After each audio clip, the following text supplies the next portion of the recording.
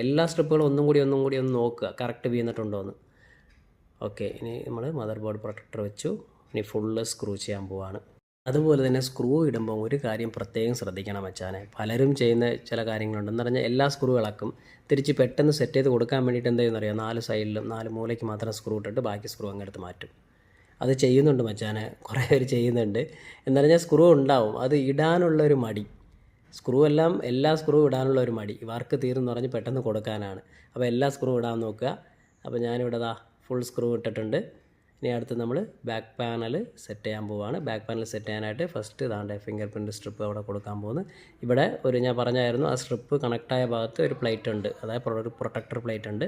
അത് അതുപോലെ തന്നെ കറക്റ്റ് സെറ്റ് ചെയ്യണം. ചിലതിൽ ഇളക്കുന്നവർ തിരിച്ച് സെറ്റ് ചെയ്യത്തില്ല. പക്ഷേ നിങ്ങളുടെ കയ്യിൽ അത് ഉണ്ടെന്നുണ്ടെങ്കിൽ അത് അങ്ങനെ തന്നെ സെറ്റ് ചെയ്യണേ. അത് നല്ലതാണ്. കാരണം എന്ന് പറഞ്ഞാൽ തറയിലൊക്കെ വീഴുമ്പം സ്ട്രിപ്പ് വെളിച്ചാടി പോകത്തില്ല. അതുകൊണ്ടാണ്